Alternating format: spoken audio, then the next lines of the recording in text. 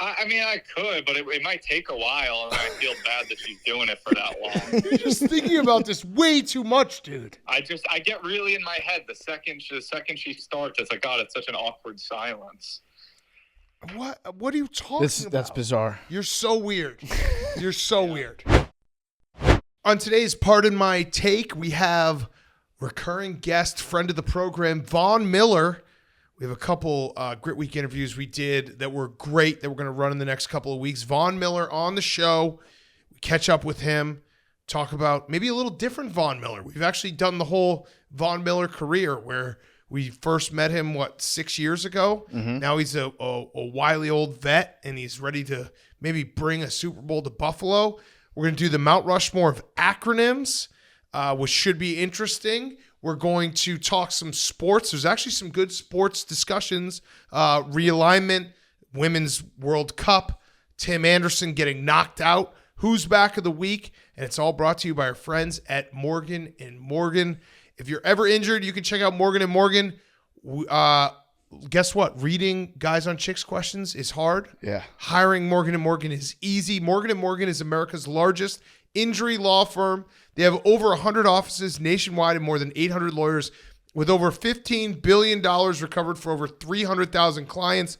Morgan & Morgan has a proven track record of fighting to get you full and fair compensation. Morgan & Morgan has been fighting for the people for over 35 years. Submitting an injury claim with Morgan & Morgan is so easy. Entertaining clients is hard. Submitting an injury claim with Morgan & Morgan is easy. Winning the Pardon My Take lottery machine is hard. Well, it was for a while. Memes. Submitting an injury claim with Morgan & Morgan is easy. True, Memes has not won it. If you're ever injured, you can check out Morgan & Morgan. Their fee is free unless they win.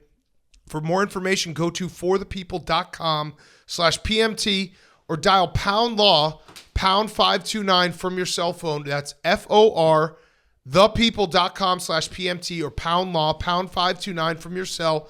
There's a paid advertisement. Again, if you're ever injured, check out Morgan & Morgan. Their fee is free unless they win. For more information, go to forthepeople.com/PMT or dial pound law, pound 529 from your cell phone. That's FOR, thepeople.com/PMT or pound law 529 from your cell. There's a paid advertisement. Thank you to Morgan & Morgan for sponsoring the show. Okay, let's go.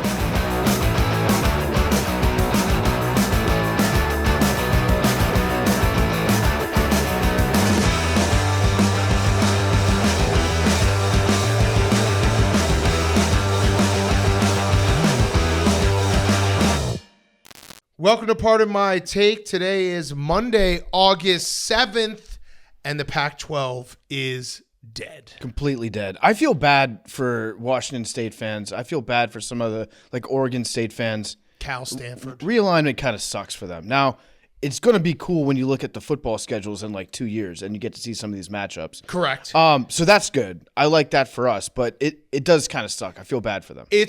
I'm very conflicted, and I also know when I'm speaking about this, before anyone tries to correct me, I know that I'm speaking from a place where my team is safe.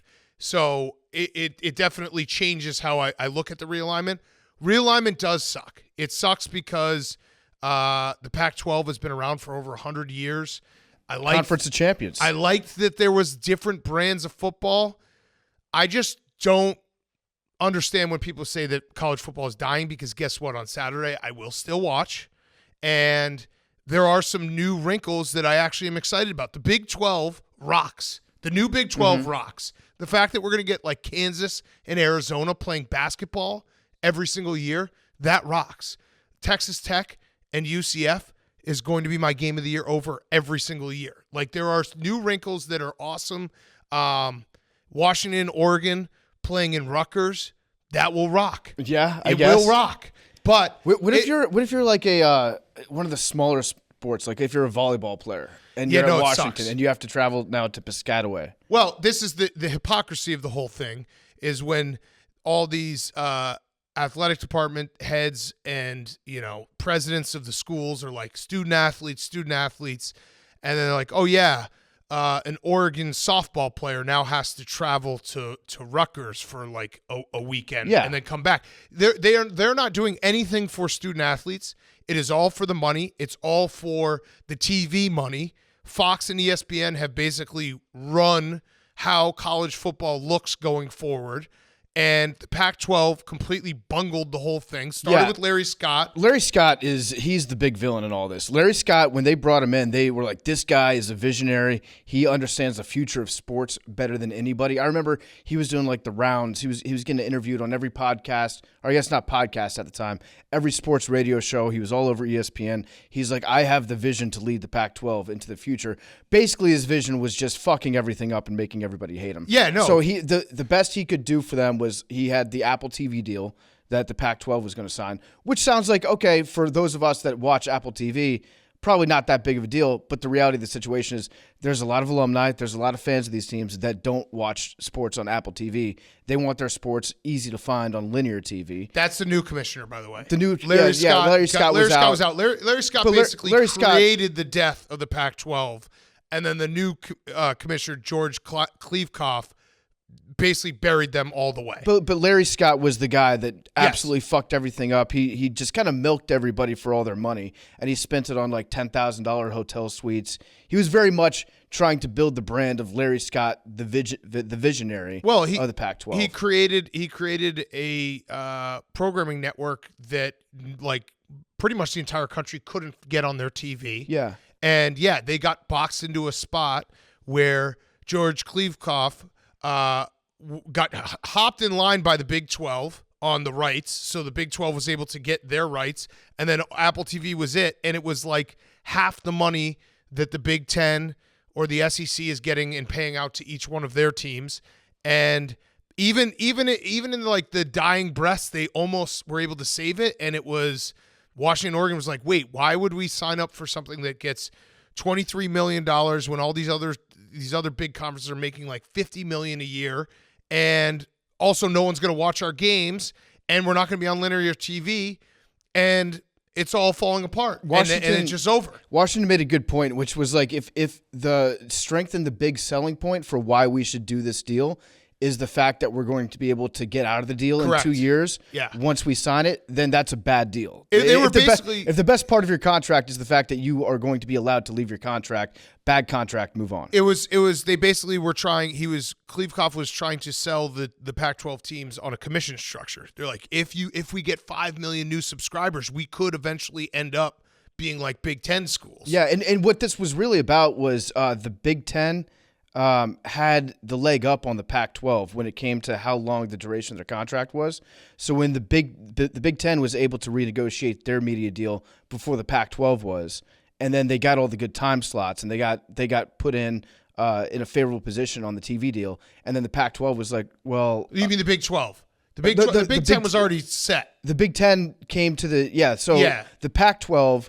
They signed too long of a deal, a 12-year contract. And the Big 12 hopped in front of the Pac-12 in this last iteration. Yeah, so they should have done like an 8-year deal, not a huge, massive long-term deal, even though this piece of shit, Larry Scott, was like, this is what's going to set us up for the most success in the future, is sign this big deal. It's stable. They got jumped in line, and so then they were just standing there with their dick in their hand. And they also didn't have a linear partner. Like the Big Ten had its own. Big Ten did something similar to the Pac-12 where they made the Big Ten network, but they also had it in conjunction with Fox, so you could watch their big games. And the Pac-12 was just completely antiquated. I have a quote for you that I'd like you to just tell me who maybe said this. This was from 2021. This was said, you look at the metrics, you look at the numbers, and any way you cut and slice and dice the numbers, you come to the conclusion that no Pac-12 school is going to the Big 12. That would be Bill Walton. That was George Kliavkoff, the Pac-12 commissioner. like 2 weeks ago, right? No, that was 2 years ago. Okay. But still, he could not have been more wrong. It completely the Pac-12 is completely gone. I don't really know. Part of me thinks that the Pac-12's best chance now is to just take the 4 remaining schools and be like, hey, Mountain West, do you want to just be the new Pac-12? Well, that's Gonzaga's fine. It's their time to shine. Now they're going to play in a major conference after everybody else has already left. I saw one idea. This might be the stupidest idea. I guess maybe if you're a money guy, it might make sense. But they're thinking about doing just a coastal conference, like both the Atlantic coast and the West Coast. So like the most spread out possible But conference. they've already lost the biggest coastal that you can make. West Coast teams. I know, but they're saying like the next idea up is to replace those teams with teams from the East Coast. Yeah. And just make an ocean conference. Yeah, the ACC tried to do a last second, like, let's save the Pac-12 and go back to our alliance days and figure out something. That was the golden age. It sucks. It does suck. I do feel bad for the teams that were left out. I go back to the point of I'm going to keep watching. And there is something a little funny about being like tradition in this sport when, I don't know, 25 years ago, they were still just arbitrarily naming multiple national champions. Like, the college football's fucked up all the time. It does suck that we're losing the historical tradition of the Pac-12. I'm not in favor of it. It's just, like I said, the TV, basically the TV rights have controlled all the big conferences and said, this is what you're going to do. Yeah. And there's nothing you can do about it. There was one thing that I think it was the president of Washington said that this isn't totally about dollars and cents. It's 100% about money. 100%. There's no other thing that factored in the equation close to the level that money has just played this whole thing. Correct. There's absolutely no reason for this to ever occur in a sport where like traditions and the fan bases that have grown up watching these games are still active. They still care about it. There's no other reason to switch things up to this magnitude besides the fact that you're going to get paid a shitload more money. Yeah, and it's future safety that all these teams are vying for, and the Big Ten provides it. The SEC provides it. The Big 12, weirdly, like they've done a great job. They were on the ropes, and they've done a great job of adding. They are going to be the funnest conference. That's for sure. You know what we need? We need Saudi Arabia to step up and start funneling some money into college sports. They might for Florida State. Florida State's looking for outside investment. Florida State, Miami would definitely. They would give an arm and a leg. Well, that's probably a bad choice. They would love to be in bed with probably another bad choice. They would love to do business with the Saudi government. Correct. Shout out Colorado, by the way. Colorado, maybe like the most foresight of any university, because they left the Big 12 for the Pac-12 15 years ago, and then they left the Pac-12 for the Big 12 right as the Pac-12 was about to die. They were just reloading. They were just getting ready. They've just hopped from rock to rock and survived this whole thing. Dancing through the raindrops. Yeah, it does suck, though, and it's going to be weird. I will say this, though. This college football season is going to rule because you have all of everything status quo, and it's going to be so much animosity between, like, not only Texas and Oklahoma being in the Big 12 this year, going to the SEC, UCLA, USC staying in the Pac-12 this year, going to the Big 10, Washington, Oregon. Like, all these games are going to be – it's going to mean a lot more. Like, there's going to be some real anger for the teams that are left behind. The conference realignment discussion that we have, and it seems like it's every offseason we talked about something different that's going on with that. It's like the least appealing part of college football. Yeah, no, like, it sucks. I love – and it's a bummer. At the end of the day, we're going to watch the games. There's still going to be games on that kick off after 10 p.m. on a Saturday. We're going to be happy about that. We're going to watch them. We're going to have a good time. Most of America will have a good time, but it is going to leave some people out. And the teams that are getting left out in this are the smaller schools in the Pac-12, and it just sucks for them. They have no leverage really to stand up to this big money. It's the worst part about sports. Yeah, and it shouldn't have happened, but it's unfortunately happened. RIP Pac-12 After Dark. That's sad. I mean, that was the best. If you are a traditionalist and you are someone who's like, I wish college football would just stay the way it was, you should just be a MAC fan because the MAC does not change. MAC's not going anywhere. So this was from Ben Scott Stevens, said the Mid-American Conference, a staple of consistency. All 12 current full members have been in the conference since at least 1998. Half of the league has been a member since 1952. None of the other 9 FBS conferences can say that. MACtion is like the traditionalist conference. Set your watch to MAC football. It is MAC football. So like they are the big winner in the fact that they will not change. They won't. I think we should do a pizza party for the winner of the Pac-12, not this year, but next year. Yeah. Future plans. That's our contribution. Yeah, the Pac-12 just fucked us up every single way. And they also even like voting against like they delayed the vote on automatic qualifiers for the expanded playoff. That fucked them because they could not have screwed this up more, and it does suck because like we said, for the student athletes, it's brutal. Yeah, because a lot of those guys, like if you're a student athlete in California and you say, oh, I'm going to go to a school in California, or even Oregon or Washington, because I want my parents to be able to go see the games, my family see the games, that's out the window now. Mm-hmm. Like, you go to Oregon, your family's not going to travel to Indiana to see a game in the middle of like October. It becomes very, very difficult to do all that stuff, and the sport has completely changed. I want to know what's going to happen with the Cougars flag on game day. Are we going to keep that up? Is there going to be a protest? They will. They should boycott. They will. No, because ESPN's part of the reason. Yeah, it's ESPN and Fox. They're the bad guys. If I was Washington State, I would boycott college game day. I would not have a flag in the background, silent protest, get more eyes on the issue right there. Probably won't accomplish anything, but it'll send a message loud and clear. Yeah. So I'm going to still watch. There will be some fun new wrinkles. The Big 12 does rule now. Just looking at the teams. Did you see the map too? Poor New Mexico. No. It's every state around New Mexico. New Mexico's They're not just doing their own thing. They're just completely locked in. It's just the entire Big 12 is around New Mexico now. This is also going to all be up for discussion in probably 2 or 3 more years. I don't know. I mean, there's going to be more changes. It just nothing stays the same in college sports. Yeah, I mean, there will be more changes because the ACC still has to get figured out, yeah. And the ACC's in a bad deal that they're trying to get out of. But yeah, the whole thing sucks, and I still will watch. I am both upset, but also resigned to the fact that I am completely controlled by the fact that if you put live football, college football or college basketball on a TV, I will watch. Yeah. It's like, was it Trump's Diet Coke tweet? Like, the people at Coke are mad at me. That's okay. I'll keep drinking that garbage. Yeah, I'll watch football. If football is on TV, I will be watching. Right. Okay. Anything else from Realignment? I mean, I did see the interior, exterior Big Ten conferences or divisions that they were throwing out there. Kind of interesting. Inside, outside? Yeah, be inside, outside. Who's in the middle? It would be like Wisconsin, Minnesota, Indiana, Purdue, Northwestern, all the good teams, yeah. Illinois. Power conference. And then it would be like, Washington, USC, UCLA, Ohio State, Michigan, Penn State, all those guys. I feel like Rutgers should be in interior, too. No, they're exterior, unfortunately. Maryland's interior. Okay, good. This is just sources that I've heard.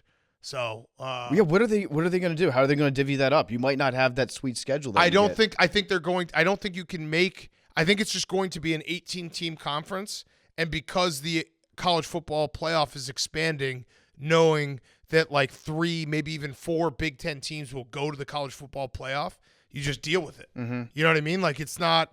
It would be a perfect world. The problem is, what would have been great is if they had gotten to a nice like 16-team conferences and 2 automatic bids, or you can play like 2 playoff games, like 2 Big Ten playoff games for an automatic, bid. Now it's just going to be the Big Ten and SEC are going to be like 8 of the 12 teams in the college football playoff. What happens to the Rose Bowl? Rose Bowl is gone. Well, UCLA plays home games there. I don't know if the Rose Bowl worked out a deal to be still in the college football playoff. I'm sure they're still in the college football playoff. Like every few years they get the national title game. But yeah, it does suck. It sucks. These things suck. The Pac-12 needs to figure out some way to get people to continue watching their games, even without the big matchups. They got to figure out a way to do. I don't know, like Savannah Bananas of college football. No, they need to add the Mountain West. I think that's the move, because otherwise those teams are just going to go. I've heard that maybe Cal stops playing football, Stanford goes independent, and then Oregon State and Washington State join the Mountain West. I love that Stanford would go independent. Yeah, why not? I mean, it's crazy to think that just 12 years ago, like Stanford was a team that was, the Harbaugh, early David Shaw years was just in the mix every single year. And that, like, even those little wrinkles I'm going to miss. I'm going to miss every year believing that Oregon is so fucking good they can beat anyone, and then they play Stanford in November and get punched in the mouth and lose, and I'm like, how'd I lose all my money again? Mm-hmm. That was a nice rite of passage. It sucks. I hope they figure it out. I do feel bad for the smaller schools getting fucked over in this. Yeah. It's the worst part about sports. Mm-hmm. And those schools are really fucked because to keep up with everyone else, they've put a ton of money into their facilities and stadium, and now they have a shitload of debt. Like, I think Washington State just revamped their entire stadium. Yeah, they had to. And so now they're fucked, playing. Yeah, they're not going to be playing big-time Power 5 football anymore. It is kind of crazy how in America, football controls our education system. Yeah, it does. Football rules everything around me. Free. I know. All right, other things that happened this weekend. Tim Anderson got knocked out. cold. Good fight though. I like seeing guys square up. This needs to happen in baseball. It was awesome. It should be like in hockey. It should be like in lacrosse. If two guys engage in mutual combat, I love the umpire stepping back. He's like, unbelievable move by him. Let the boys swing. Yeah, they don't pay that guy enough to step in and take some shots. Yeah, although it would be nice if Angel Hernandez stepped in and just got caught astray. Got caught. But yeah, they should do that in every sport. Like if you want to fight a guy, fight the guy. And it's very rare. For as much as baseball has fighting, in the fact that they have fighting that's allowed somewhat, it's very rare that you see a guy get knocked out cold. I think it's only. I was thinking about it. What Joey Bats got knocked out, right? Yeah, he got knocked down. He got knocked down. I wouldn't say he got knocked out. Tim Anderson got knocked out. If you're Tim Anderson, someone on your team has to be like, hey, just lay down and wait for the cart. Because if you take the cart out, then you know that everyone has to say, well, he might be really injured. We have to be careful. Like, don't make jokes. Instead, he tried to walk it off. Mm-hmm. And he was just falling all over the place. And Tim Anderson, it's tough when you're the guy who squares up to get knocked out. I do love that moment, though, when the guys look at each other and they jaw, and then they agree to fight, drop the gloves, and then go for it. Yeah. You don't see that in baseball. What was it? It was Przinsky that and took Michael one off Barrett, the chin. yeah. That was a good fight, too. It's rare that you get little punches thrown, connections made in a baseball fight. If I were Anderson, I would have laid on the ground and then waited for about 5 minutes and then stood up and be like, I got the wind knocked out of me. Right. And then no one can be like, no, you didn't, dude. Also, did you see the body shot I landed? Yeah. I thought this was going to be a longer fight. He did land a good body shot. And you could just say Jose Ramirez, like, he just was swinging wildly. It was a lucky shot. He did connect, but it was a lucky shot. Hank, what do you think? I mean, he was swinging wildly, but he knocked him out. Yeah, no, he knocked him out. And the radio call? No, Tim Anderson looks like a fool. I'm just trying to play devil's advocate of, like, if you're Tim Anderson, what would you do? I'd wait for the cart. I'd say I tripped. I'd tweet out a clip of... I tripped over his fist. I'd tweet out a clip of the kidney shot and be like, I was just working the body. Like, I thought this was going to go a few rounds. They shouldn't have stopped the fight. Yeah, right. It's an early stoppage. Right. They didn't give me a standing 10 count. That was messed up. I love the announcer when he was doing the play-by-play of the actual stolen base, sliding in a second, and then he just seamlessly transitions. So like now he's calling a boxing fight. Benetti, down goes Anderson. Down goes Anderson. Oh, you're talking about the radio call. Yeah, it's incredible. Benetti did a great job too. Yeah, where he was just like, all right, and now they're squaring up. Here I love we that. Go. It's every sports announcer's dream to call an actual boxing match, and they just wish you got to stay ready for that moment when it presents itself. Yeah, it's very rare that you see a guy get a clean shot in baseball and two guys square up. Tim Anderson also tough that he's having like the worst year possible. Yeah, his one home run. That's worse than having no home runs, by the way. Having one it makes it stand out so much worse. I don't know what ended up happening. I didn't follow up, but poor White Sox fans, Eloy Jimenez, like walking off hobbling. He gets injured in a fight that he's not even in. Mm-hmm. It's just so perfect encapsulation of his career. I would like to blame some of Tim Anderson's teammates for that too, because if you're going to hold somebody back, hold him back. Right. You were just kind of holding him up. Right. And letting him swing on your teammate. Yes. You did a half-assed job of protecting your guy. Yeah, I think maybe if he was playing better, they would have been a little bit more defensive of him. Yeah. And then Tim Anderson had a ton of tweets from like 10 years ago being like, try me, I'll knock you out. Mm-hmm. Did he delete some of them? He might have. I think he went back. I think he was so triggered that he went back online and deleted his old tweets talking about how tough he was. He was so concussed. He's like, yeah, this will work. I'll just delete them. Yeah. No one will ever know that they were there. Yeah, it was bad. Bad look for Tim. Yeah. Okay. Another bad look. U.S. women's soccer team out. Stunk. Megan Rapinoe smiling as she missed. She said that she was smiling because she was like, how the fuck did this not go in? She said she was smiling because it was the universe playing a sick joke on her. Yeah. Well, she Baggio'd it. She missed it. She missed it very, very high. That's a bad penalty. We did play well though. We dominated the game. Sure. You got to score. I'm a big expected goals guy. You know the expected goals account that tweets out like how many goals you should have scored, like you were expected to score. That is maybe the biggest crock of shit stat in sports. It's like, well, based on how you guys really played, you won 2-0. So I woke up right as she was missing, or right as Sweden was hitting the goal that shouldn't have counted, because if you save it, it shouldn't count. That it bounces in. Yeah, I don't know how much time you have. I think it's like the natural momentum of the ball. So even if you knock it out like 6 feet and it's got backspin and it rolls in, I think that counts as a goal. It should just be initial contact. Someone should have walked on and been like, hey, Sweden, do you want this to be the highlight of the time you beat US? Mm-hmm. Because it's not really a highlight. Because if you watch it, you're like, wait, she saved it. Yeah, and the ball crossed over by like a millimeter. It was crazy. It was like 1 centimeter. The fact over that we don't the line. have that on goal line technology. Yeah. Football. Well, I think that was the downs. first time that they did it for like a penalty kick situation in the World Cup, where it's like, okay, we can go to the camera and use that and see. Okay, it was seriously like a millimeter over, but we didn't deserve to win. Yeah. We don't deserve to win that. Our team sucked this year. Carly Lloyd was right. She was very right. Lloyd was very right. And Alexi Lawless is sitting next to her. I think Alexi's pissed off that Carly Lloyd is out taking him on his own show. She was because right. he's usually the asshole that just makes ridiculous points. Carly Lloyd came over the top with an older man take on him. Alexi's the big loser of all this. Yes. And then the other things I had a couple questions for Max. Max, is your mic work? Mic works. Can you explain Trea Turner to us? What happened? Yeah, explain the whole thing. Good sports town. Hank, you're going to like this. Good sports town. He's a great Okay. player. Yeah. Fantastic player. Trea Turner, World really Series good champion. baseball player. Making like $300 million a year. Yep. Thought by many to be the best shortstop in baseball. Hasn't had the best year after the World Baseball Classic. Was really good in the World Baseball Classic. That's good. Oh, okay. Did So we- what did we- happened on did we Friday win night? the- Did we win the World Baseball Classic? So We did not. What place? second. Oh. Second. Oh, Remember Max, the Shohei Oh, and Trout thing? Max. So yeah, no. But he played well, right, so that's good true. for Philly. I didn't even pick up on that. That was a shot at me, but whatever. He's been really bad. Baseball is a real mental game. Philly being the big sports town that they are, great sports town, rallied together and said instead of booing him, we're going to give him a standing ovation every time he gets to the plate.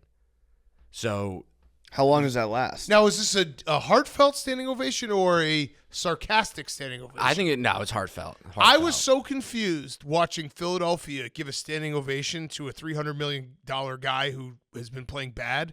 I thought I had missed that Trea Turner had cancer and beat cancer and came back. No. That's how confused I was. No, that's just a good ball town right there. You think so? Yeah. And so much so that Definitely. your franchise player, Joel Embiid, tweeted LOL as it was happening. Yeah, well, he was probably salty because he gets booed. Right. But baseball and basketball are different sports. He's the MVP. Baseball is why would you such, boo your MVP? because sometimes in basketball and football, negative reinforcement pisses the player off and makes him play better. Baseball is not that sort of game.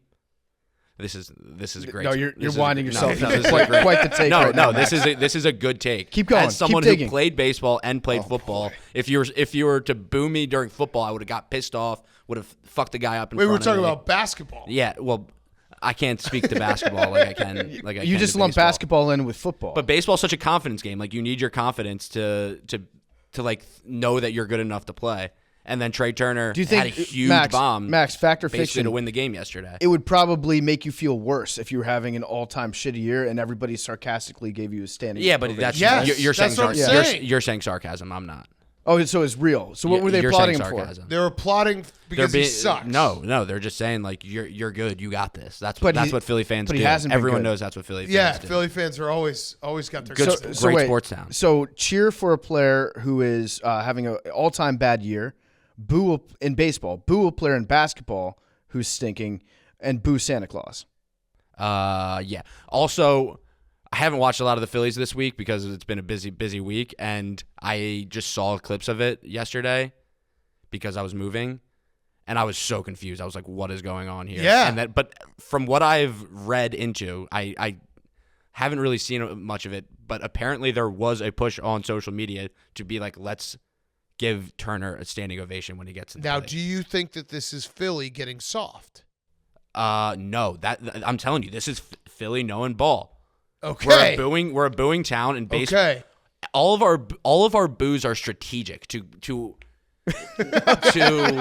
You're the smartest motivate the booers player in the world. because you want to motivate the player to get them down into the depths that they need to be successful. But baseball doesn't work that way, so that's just us being a very smart sports town and knowing that. So how's Trey doing now? He did hit a home run. He hit a home run to win the game. Hit Okay. a double right after it to get an insurance run, and he's 1 for 2 right now with a double. Okay, so it so might it have worked. Yeah. He's on fire. So now right you have to, as Philly, start cheering everyone. You set the precedent. Baseball. No, this is a precedent No. where Baseball's a different sport. if you're doing poorly, you need to be cheered. In baseball, correct. So do you start booing him now that he's good? How pissed do you think Because Alec he's super Baum confident, is? right? No, it's How, all about how confidence. pissed do you think Alec Baum is? Like, why the fuck didn't they do this for me? So Well, you're Alec Boehm's also been very good this year. so now but he got booed. I know. Well, he was bad Now when he I'm was getting confused. booed. now that Trea Turner's playing really well, he's super confident, right? So now he's got you. You can poke that dog. Well, in his him. past 4 at bats. Yeah. So you got at some point you got to start booing him. Yeah. I mean, we'll see. I'll let the powers that be. I mean, I trust my guys out in Philly. I'm not there right now, but There's nothing worse than baseball contracts when a guy signs a huge deal and sucks right out of the gate, and you're like, you start counting down the year. Like, wait, 8 more years of this? Also, all of this was based off of like a couple articles I've read because I have not seen much of the Phillies this week. Okay, all Yeah, I right. want to So know who's leading the we're- charge. Who's the apex Philly fan that's deciding like who gets booed, who gets cheered? That's a good question. I know there's a couple WIP callers. That's the Philly They're sports bringing fan it, yeah. that are. It's probably Big Ant. That brings me to my next question. Howard Eskin, what's up with him? Yeah, that was the weirdest you guys tweet. see this? That was the weirdest tweet of all time. Howard Eskin, Philly radio legend, tweeted out on Saturday morning, ready to roll this morning with my show, Sports Radio WIP, Trea Turner and Phillies, Eagles expectations, players that hung around too long, 8 to 10 a.m. with this picture attached. Oh wow. Yeah. Okay. So I bonked him, and then he was like, hey, guys, that's my daughter. So But I still don't know why he's he just put that using his in. daughter Why to did promote he? his show? Yeah, his radio I show? think he just accidentally put it as a tweet, but I and then love- he was doing a victory lap being like, yeah, everyone was talking about it all day. So one thing I love about Howard Eskin on Twitter is he is the quintessential old guy on Twitter. That somebody told him like, hey, you should sign up for this, use it to promote your takes, et cetera, and he still has no idea how to use Twitter. Yeah. He gets everything wrong. I love him. He DM'd me, said, Big Cat, don't believe we've ever met, but respect back. And I sent him the Jeter little kid respect. I don't know, you respect that you use your daughter for accidentally for your call-in show. Yeah. So yeah, weird weekend in Philly. Nah, that's just another day. That was just another day. That's just another day in the city of brotherly love. Okay, other things. Bryson DeChambeau's awesome. Yeah, no comment. 58. No comment on He shot Bryson. 58. I wish he was still big. Did you watch it? I watched the highlights on Instagram. Hank, Okay. when we played golf the other week, what did you shoot for 9 holes? 58. Was it 58? That's pretty sick. That's wild. That He was- lapped you. You got lapped. 55. And then Nate Diaz and Jake Paul fought. Yeah, they did. I actually think Nate Diaz won this fight Same. because Nate just- Diaz, yeah. he's getting into a fight with an internet troll, right? And he somehow managed to become the king troll in that match. So he's like dancing around, getting his ass kicked a little bit, but still fighting. He out-trolled Jake Paul in a boxing match. Jake Paul was like taking it very seriously, ended up winning technically. But Nate Diaz is like, dude, I got you mad. Yeah. Like, look how mad you are. Look And how, he put him in a look, guillotine in the 10th round. look how emotional you are. He Yeah. was just like fucking around, got a big payday, and now Jake says that he's gonna fight Nate Diaz in the octagon in an MMA fight next That won't for go $10 million. That won't go well, I don't think. Nope. But yeah, Jake Paul also said that he's going to be world champ in 2026. of what? Boxing. Okay. Yep. All right. I like his confidence. We do have a rough and rowdy belt ready to go. He can compete for that. I did an all-time old man, starting to get old. You know, started with the Josh Allen getting us with the Room 40. I bought the fight, and then I did the math when it was like Serrano hadn't even come out. I was like, you know what? I'm just going to record this and watch it in the morning. Smart. And I was smart because I got an extra 2 hours of sleep, and I watched it, and I was like, okay. It went exactly as I expected. Nate Diaz, every Nate Diaz fight is the exact same.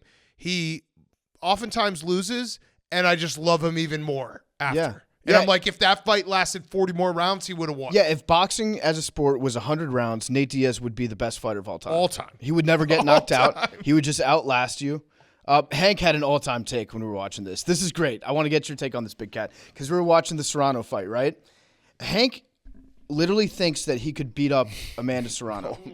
False. No, That's yeah, oh, wrong, yes, Hank. That's Hank. so wrong. You think that you could beat her fact or fiction in a boxing match? Fiction. You said it like 20 times. We are having a couple drinks. I was making some jokes. Obviously, I don't think I could beat Amanda Serrano. You were talking very tough when we were watching. Look at that smile. You do. I was. You were joking standing around, up. and PFT was like, "I can't believe you think this." I was like, "Yeah, dude, I'd take her out." No, Easy. no. He was serious. I got all Hank the weight. was standing up I and got all the demonstrating. length. That's an all-time bad take. He's It's like real. 5.5 feet tall. I'd keep her at bay with my jab. He was showing us. He was like, she would never get inside. She would never get inside me. I said the one thing she might have me on is cardio, but if I could, Yeah, maybe.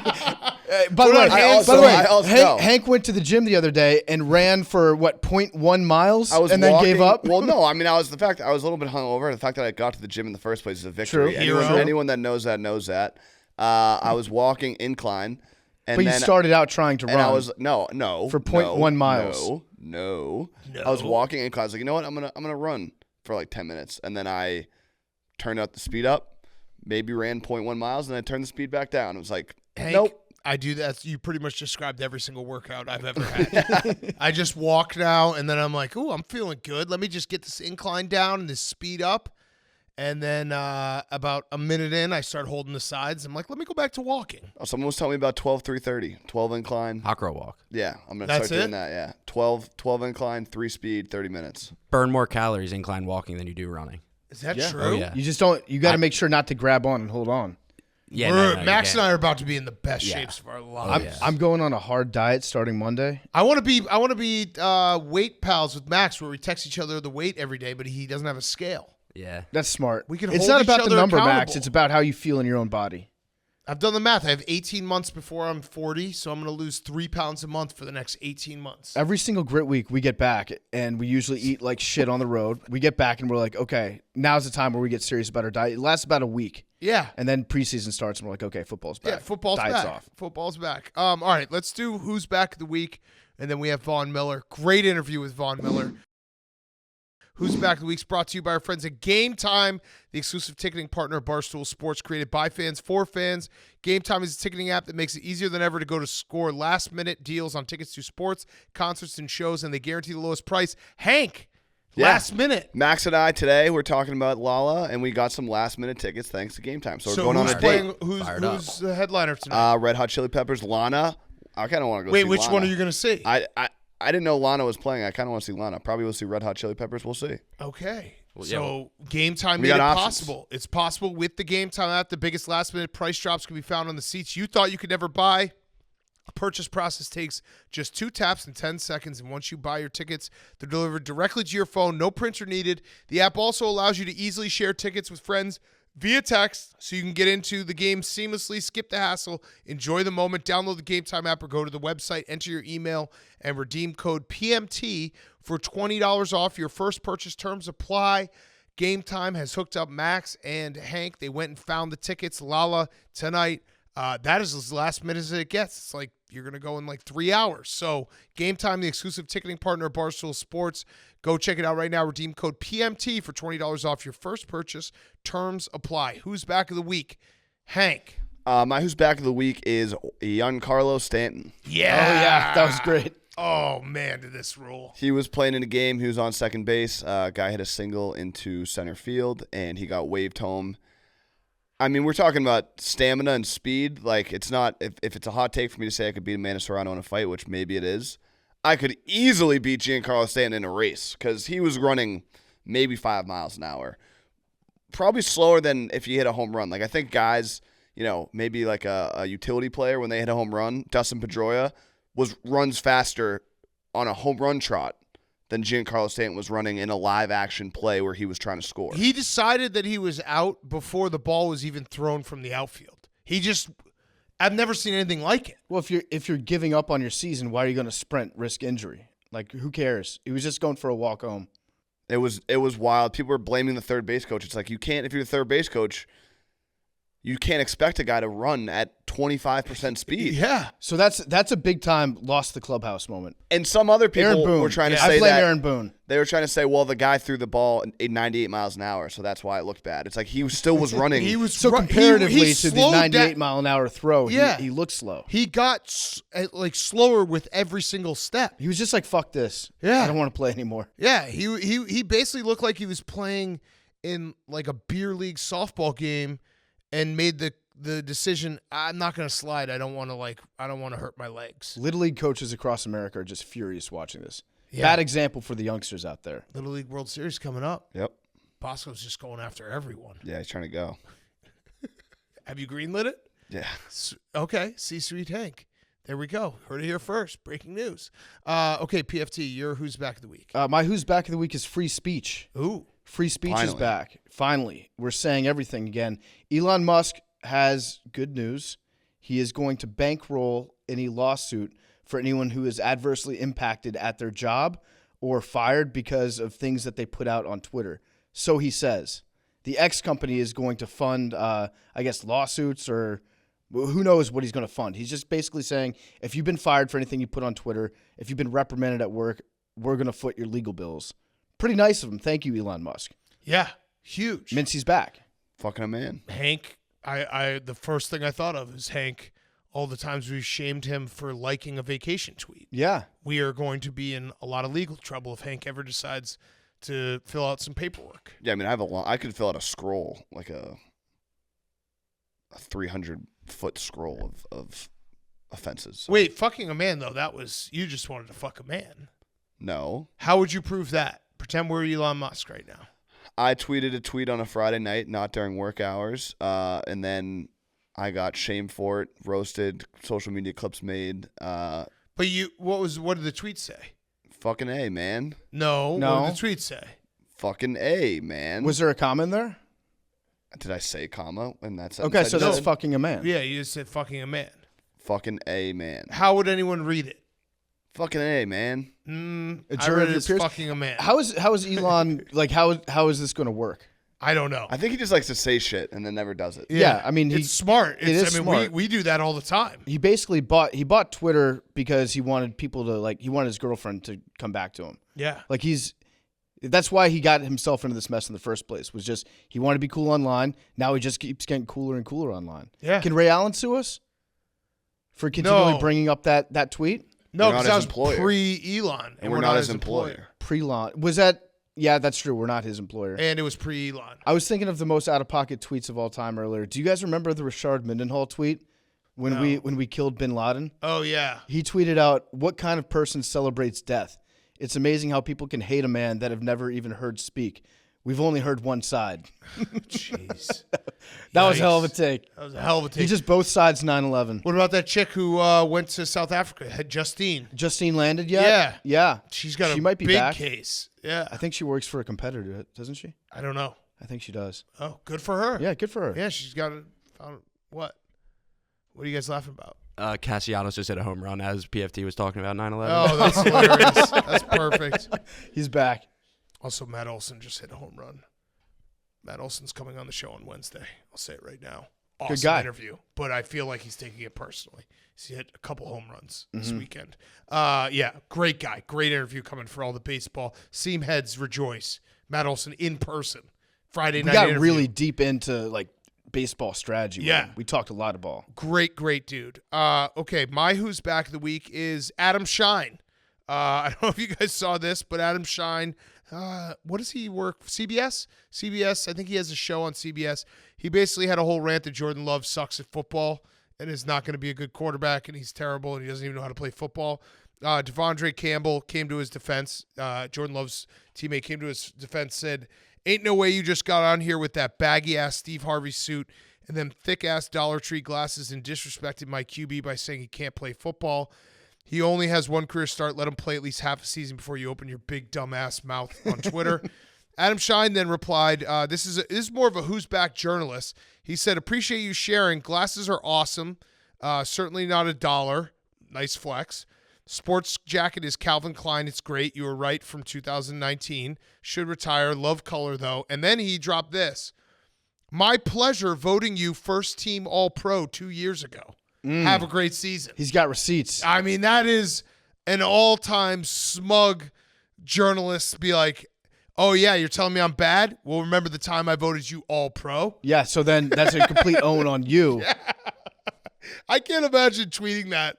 Just being like, "Yeah, you play this football league, but who really gives you all the accolades? Me, I do journalist, love, man." I do love being the first to a take like that. He's Yeah. just planting his flag. Jordan Love stinks. shouldn't be an NFL player. And he will absolutely – nothing will be held against him if he's wrong. Yeah. But you got to be first to a take. Yeah. It also just reminded me how great our job is because we can just fly takes off all the time and just be like, yeah, well, that's the show. Yeah. And then a guy like Adam Shine gets in front of a camera and does like a minute rant about Jordan Love sucking, and people get very upset. He hasn't been even like 1% as wrong as we've been about most things that we talk about. Most things, yeah. Although the Packers I don't think they televised Family Night because they're worried they're trying to coddle Jordan Love. That's what I heard. That's what the streets are saying. I'm looking at his glasses right now. They might be $1. Yeah. They might be $1. Glasses are cool. Not true. Sorry. That's just not true. Yeah. Glasses can look cool, but if you said to anyone, would you rather wear glasses or not? Everyone's picking not. We got to bring back 4 eyes as an insult. Yeah. Nice You're take, a dork. 4 eyes. Dude, you're a dork. Like, that's just a fact. You're a dork. Mm-hmm. And you got to expect when you put a take out like that NFL players can be like, listen, dork, if I could, I would give you a wedgie right now. Yeah. Okay. Any who's back from Memes and Max or Shane? Nothing? Okay, good job. All right, let's get to our interview. Von Miller. PFT, you got an ad before we get to Von Miller? Yeah, before we get to Von Miller, he is being brought to you by Rocket Money. Are your subscriptions draining your wallet? Well, the average person has around 12 paid subscriptions, and they might not even remember subscribing to half of those. I know that I've got all sorts of things I don't currently use that I subscribe to. That's just me being lazy. I sign up for things. You get a free trial, and they auto bill you. You get that email that comes through, and you're like, yep, they got me again. Well, guess what? Rocket Money is here to help. If you have no idea on how much you're spending each month, you need Rocket Money. It's a great app. It tracks all of your expenses, so you know exactly where your money's going. It's a personal finance app. It finds and cancels your unwanted subscriptions, monitors your spending, and helps you lower your bills all in one place. Most people think they're spending $80 on their subscriptions, when in reality, the number is closer to $200. With Rocket Money, you can easily cancel the ones you don't want with just the press of a button. No more long hold times, no annoying emails with customer service. Rocket Money does all the work for you.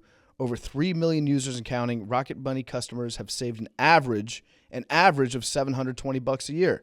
Stop wasting money on things you don't use. Cancel your unwanted subscriptions. Manage your money the easy way by going to rocketmoney.com/take, rocketmoney.com/take, rocketmoney.com/take. And now here is Von Miller. Okay, we now welcome on a very special guest, recurring guest. It's been a little too long. It's good to have you back. It is Von Miller, Super Bowl champion, future Hall of Famer. Does that sound good, future Hall of Famer? I mean, I think 3 Super Bowl champion or 4 Super Bowl champion sounds a little bit better. Yeah. But yeah, all of that stuff is good, man. I've been playing football a long time. Being here with the Buffalo Bills is my 2nd year now. So the focus now is just trying to get over the hump and trying to bring the city our first Super Bowl. Yeah. And let's start though with how are you feeling? I'm feeling good. I'm in a great spot. I thought I would be like in a position to be able to practice with the guys, or at least do like individual, but wasn't quite there yet. But I'm super close. The body's gonna do what it's gonna do. Like physically, you can't really control any of that stuff. All you can do is just come in and put in the work, and But in a mental, my mental, and I'm in a great mental space, and the body come along with it. So I just take it one day at a time and just focus on that. That's an important thing to remember, because as fans, we always are like, why the fuck isn't this guy back? Yep. It's like the body, you can't like rush if your body's not ready. Yeah. But we sit there. I actually have a theory Adrian Peterson ruined it for everyone. Yeah. Because when he tore his ACL and came back in like 8 months, everyone was like, oh, that's just what happens now. Yeah, I mean, my first one, I came back in 7, but I was 24 years old, right? 23, 24 years old. I mean, at 34 years old, it's a little bit different. And we got a stacked team. It really does not make sense to, rush back, hurry up and come back. You know what I'm saying? If I'm ready to go, I'm a play. But if I'm not, it really don't make sense to rush back just to say I made it back for week 1. Yeah. Are you taking mental reps? I'm so active, and you can ask Jordan, man. I'm so active in the meeting room at practice.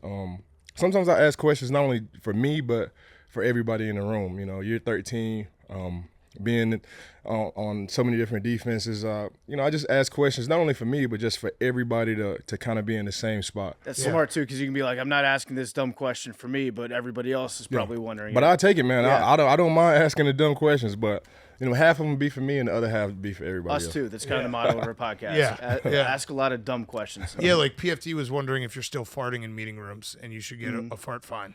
So I actually been a whole lot better. Like I did like this. good, I did like good. this. I did like this blood diet, right? And they told me like what foods I digest the best and what foods like cause inflammation in my gut or like performance like draining or whatever. And ever since I started sticking to that, like I've been great. Instead of 45 farts a day, I probably have like 2 or 3. So Yeah, that's good. it doesn't get like crazy. As long as I just like stick to that. Eggs was a big one for me. Yeah. Before I wasn't eating like any pork or anything like that, and I was eating like a 6-egg omelet in the morning.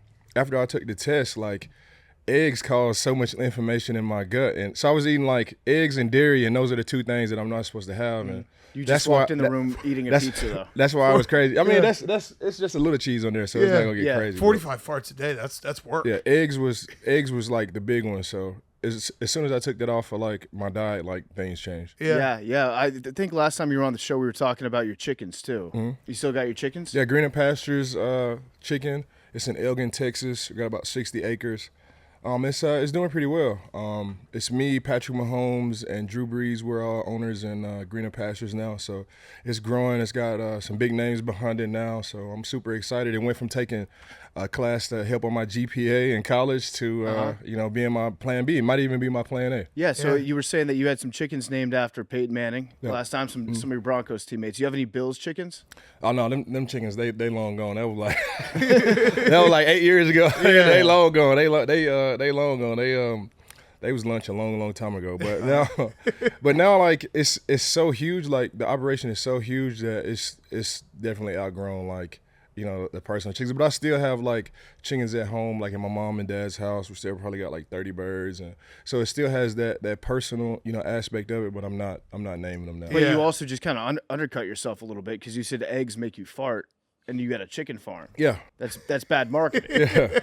I mean, as far as like you got 2 different types of operations. You got the layers that lay eggs all day, and you got the broilers. Those are the ones that you eat. I'm mainly involved in the broiler side of it, Okay. the meat production side of it, like thighs, chicken tenders, whole birds, quarters, halves, Wings. Wings, whatever you want. So, eggs they're good. I just don't eat them. Yeah. So you mentioned Texas. This past year, I feel like there was a lot of talk about Texas A&M being a cult. Yeah. When you see those clips, are you like, uh-oh, they're finding out more and more about us these days, and I got to take my ring off and maybe chill out for a second? No. I mean, Texas A&M, we have real traditions that are over 100 years old, and the great thing about College Station is everybody buys into every single tradition, whether that's This is a cult. You're explaining a cult. whether that's the ring dunk, or standing up before football games or the midnight yell. Everybody really buys into the school spirit there. So I guess I can have the optics of that, but everybody just loves Texas A&M, and they bleed maroon and white every single year, and probably over half of the students that we have, their fathers or their mothers went there, or their cousins went there. So cult. There's a huge. They're not a cult. Ding, They have ding. midnight- All drink the They Kool-Aid. have midnight meetings. They light stuff on fire, and they wear all white. they're all related. That sounds great. No, I mean they really buy into like the school spirit there, man. And this I've been to a lot of colleges. After I visited Texas A&M, there's really nothing like it for sure. Yeah, I mean, college football, as goofy as it seems, like it is about tradition. Yeah. So don't apologize for tradition. I love it. I mean, you could call it a code. I can see how it comes across as that, but I love Texas A&M. I bleed maroon and white. I got my Texas A&M tattoo right there. Yeah. Well, you got not a cult. You got a Adidas tattoo. I like the Super Bowl tattoo on your thigh. Super Bowl tattoo. That one's sick. Do you only have one, or do you have a second one? I haven't got the second one yet, but I'm gonna get it yet. I'm gonna get it. Running out of space. I just got I've been doing this for 18 years. No, I've been doing this since I was 18, so I've been doing this a while, man. And run out of space, so I gotta hear me. It'd be sick if every time you win a Super Bowl, you get the Lombardi tattoo on your eye. Like that'd be dope. That'd be dope. Yeah, like a teardrap. Yeah. I have four Lombardis under my right eye. Yeah. Did the second one was it as meaningful as the first one? Yeah, it was. They're 2 totally different experiences, but they're both special to me. They're kind of like my kids. Like I got two sons, and I love them both the same, but they're two totally, different beings. And that was the same with the Super Bowl in LA and the Super Bowl with the Denver Broncos. That was my first one, won Super Bowl MVP. We were the huge underdogs in that, and we won it for Peyton Manning and DeMarcus Ware and Coach Kubiak and Wade Phillips and all of those guys. And we won 9 games that season within 3 points or less. So we had to scratch and fight all the way through the year to get there. So it was a really, really special experience. We had went to the Super Bowl 2 years before and lost. We're supposed to go to the Super Bowl before that with Peyton Manning, and we got put out the first round by the Indianapolis Colts. So it was a special experience. And then I'm with the Denver Broncos. We were struggling, and I walk into the facility and I get traded. Didn't even have the slightest idea that I was about to get traded. I get traded to the Los Angeles Rams. I'm like, man, how do you guys gonna afford me? Y'all got AD and Matthew Stafford and Jalen Ramsey, and they paid like my whole salary for me to go. And I go there, and right when I land on the plane, it was just focusing on winning a Super Bowl. And AD had been there like I think 2 or 3 years before, and they lost to the Patriots. So all the knowledge that I had from my 2 Super Bowl experiences before, gave it to those guys, and they just they ate it up like goldfish, man. And everybody was on board to win a Super Bowl. And we lost the last game of the season to the 49ers. If we would have won that, we'd have been a number 1 seed, but we lose that, and we end up being the number 4 seed. We got to go to Tampa to play Tom Brady at home, and we was underdogs there. We win insane game at the very, very end of the game, and then we play the 49ers go to Green Bay, and they beat Green Bay at their spot. Now we play them back at home. We ended up beating those guys, which we hadn't beat.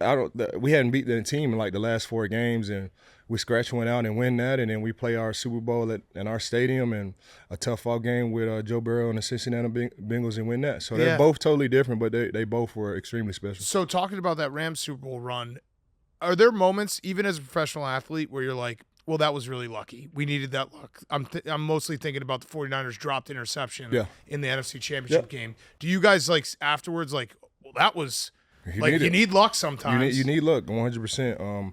Especially in football, it's not like basketball where you get 7 games to really decide a winner. You get 1 hour. Yeah. Either you own or you're not. If you go back to the 2015 Super Bowl when we played the Carolina Panthers, if we play those guys 10 times, I don't see us beating those guys. We probably beat those guys twice. You know what I'm saying? They had one of the most amazing offenses and amazing teams in NFL history. Cam Newton MVP and Luke Kuechly on defense. So we were able to just scratch one out and win that one. So it takes a little bit of luck. It takes what I try to really preach to these guys here is it's really the mental aspect of it. What separates good teams from other good teams is really the mental. Who is showing up on Sunday? What are we doing? Is everybody on the same page? Are we capitalizing on each and every opportunity that we get? Sometimes you don't get those opportunities, and that's just how football goes. But once the ball bounces our way, we got to take advantage of each and every opportunity that the other team presents itself, and still need that little added element of luck. And you just gotta keep fighting it out, and that's where we're at here with the Buffalo Bills, man. We just need another shot at it. Got unlucky last year with a lot of injuries, and now we got Josh Allen back, and with year 6, and we got a better team than what we had last year. Healthy defense, healthy offense, and you just take another shot at it. Yeah. Do you ever feel like you're in the zone when you're pass rushing?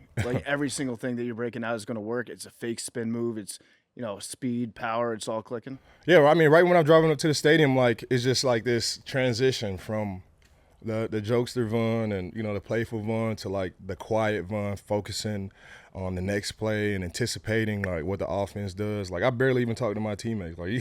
You can ask Jordan, I barely even talk to my teammates. I got a pacifier mouthpiece, and it's just I'm just big eyes, and I'm really just focusing on making a play for my team. So transition from the playful Vaughn, the joking Vaughn to Terminator, focusing on making plays. Mm-hmm. So speaking of your pass rushing, the ghost move, you've perfected it. It's the coolest thing to watch. If people don't know it, Vaughn basically waits for the offensive lineman to try to punch out at him, and he dips under him. And when it happens, it usually ends up in a sack. Have you had a ghost move where the offensive lineman afterwards what the fuck was that, dude? How did you just do that? Because it's something special to watch on film.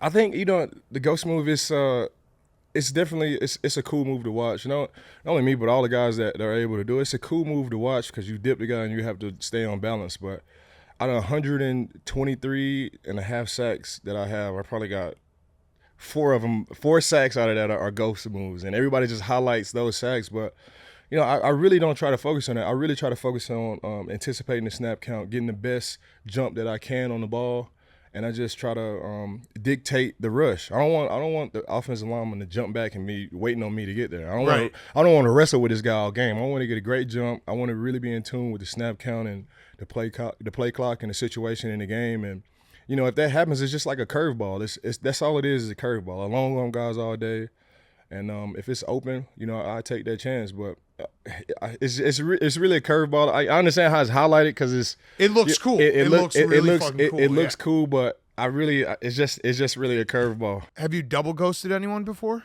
I have. I've ghosted a tight end and ghosted the so I was getting chipped and I ghosted that guy, and the lineman came out and I ghosted that guy too. So it wasn't on purpose. It was just like that's all I had to do. Yeah. Have you ever done a fake ghost one way and then ghost back the other way? No, that's a lot. That would be maybe that's the next one. That's a lot because you got to get a great jump, so all of my momentum is going forward. And then show a ghost, and I probably had to spin back around and then ghost. Yeah, that's a lot. Okay. You only get 2.2 seconds to get to the quarterback. The fake ghost would be an awesome move if you could pull it off. That's the next level. Is there a quarterback that you like hitting more than others? I just like getting my job done. You know, I don't want guys to see this and like, "Well, you said you like sacking," because you know, everybody has pride in this league, and I don't want to amp none of these guys up. You can say Phillip Rivers. Yeah. I mean, Phillip, he did give me he did help out my career a lot. You know what I mean?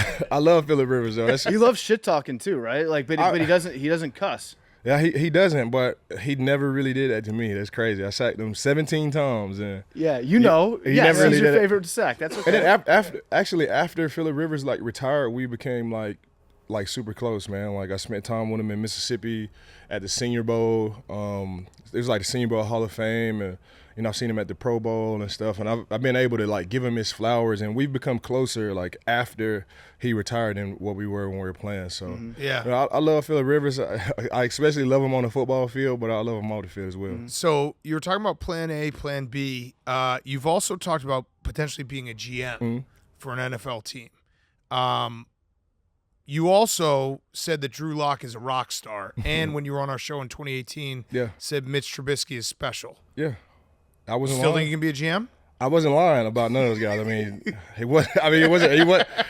Drew Lock. I mean, he was a rock star. He is a rock star. I mean, and Mitch Trubisky is special. I love special. him. Yes. I mean, I didn't say like the guy's the best quarterback in the league. Yeah, true. That's smart. Better than Patrick Mahomes or like anything like that. But I feel like, you know, with the right coach and the right quarterback, that's the trick. You got to really find the right coach, right quarterback, and really build the structure, the infrastructure of the team. Not only the coaches, but the cafeteria workers and the janitors and the front office people. And I really I feel like I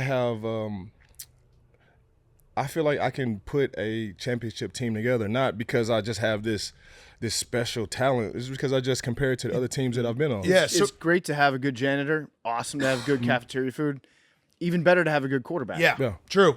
Yeah, I mean, always going to be able to get a quarterback. It's hard to find a Josh Allen. It's hard to find a Patrick Mahomes. Yeah. But you still got to be able to put a competitive product on the field. Didn't you say that Drew Lock had the most impressive incomplete pass that you've ever seen in practice one time?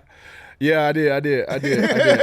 It was he had threw it like I don't know if he thought the receiver was gonna be there or not, but like, you know, he threw this ball and the way he like stepped into it, it was super nice. But rock stars. I'm always another thing too about being a player, like I'm gonna ample my guys, like you know, from a GM, from a GM or a talent evaluation perspective, it's totally different. But when I'm on a team with guys, like every guy that I play with, whether that's my D tackle on the inside or the quarterback across the field, like I'm optimistic like that. I believe in my guys, but from a talent evaluation, it's totally different. So do you think you really want to pursue this? Because that's a lot of work. Yeah, and I'm always curious about a guy like you who has done such great things, future Hall of Famer, made a ton of money. You then want to go back and grind and be in the office all the time? I mean, it's just the perspective that you have on it. Like, I really enjoy like evaluating talent. I really enjoy putting the right coach with the right player. Creating I think I would really enjoy creating a team like the Buffalo Bills have. So I don't think it's if you look at it as work, then it's gonna be work. Like, true. You don't want to go to work. I gotta look at these guys, but I don't really look at it like that. This is something I've been doing my whole entire life. Yeah. I've been playing football since I was in the 5th grade. Like, evaluating talent since I was in the 5th grade. So it's just something that it doesn't really feel like work to me. I mean, maybe when I get there, like, it'll be totally different. But being around the great GMs that I've been around, from Brandon Bean, Les Snead, George Payton, John Elway, John Lynch, like, you know, you can't really look at it like work. So evaluate this talent. Tell us maybe a edge rusher who doesn't get talked about a lot, who you're like, he is elite and he needs more shine. It's a lot of them in the league. I think Jalen Phillips for the Miami Dolphins is a really good pass rusher. I think you know, it's just a matter of time before he blows up. He has all the tools. Like, he has a great get off. He's long. He's super strong. He's in the right scheme, especially with Coach Fangio. I think, you know, I think over time, like, you know, he become one of the top pass rushers in the league. Everybody knows, like, a Myles Garrett or guys like that. I think the kid in Houston would be great. Will Anderson. Yeah, they're comparing him to you. I mean, that's great. I think it'd be great. I saw some clips, and he's really explosive. I think once it's just a matter of time for him. I really like, of course, you know, like Nick Bosa and Joey Bosa and all those guys. I like Nuwasu, like the pass rusher for the Seattle Seahawks. Yep. He just signed a great deal. That was a great pickup for those guys. Yeah. In the right scheme, he's been productive for a long time, especially with the Los Angeles Chargers. So it's a lot of guys. Especially we got a lot of rookies coming in too. I like the kid for the Oakland Raiders, not the Oakland Raiders, but the Las Vegas Raiders. He's going to be rotating with Chandler Jones and Max Crosby. He's been injured to start it off, but when he was at Texas Tech, I think is Tyree. Oh, he just got drafted. I think his name is Tyree. Yeah. So it's weird to say Texas Tech defensive player drafted high. Yeah. It's like the first time in 20 years. Yeah, I mean, he has all the tools, and it's just a matter of time. But then again, like, you know, it's you hit and miss as well. Like, guys had J.J. Watt he was picked number 14. I think number 14 or number 12, and Patrick Mahomes is picked in the double digits as well. So you hit and miss all the time. Like, so you just got to get lucky. I think you really got to listen to the guys around you too. If I'm in a situation where I have like guys around me that can really, you know, show me, like, I'll be able to listen to those guys. And other guys too. We got guys on our team as well. From, you know, Greg Rousseau is gonna have a breakout year. Yeah. You know, I didn't want to like look at my guys, but we really have a lot of talent on this team. Greg Rousseau is gonna have a breakout year. I love Ed Oliver. Ed Oliver's great. Are you and him? You guys ride horses together? No, we don't. We talk about horses all the time though. Yeah. You got to remember when Ed Oliver was in college, he was on the Heisman watch. Yeah. He was got considered his coat taken away from him though. He's considered like he's considered like one of the, like, the best defensive player that whole year. So Ed Oliver is great, and it's just a matter of time for Ed Oliver and Greg Rousseau. I didn't want to, like, you know, of course I'm around these guys all day, but those two guys, I had to talk about those guys as well. That's a good answer. Time for a quick ad. Pardon My Take is sponsored by BetterHelp.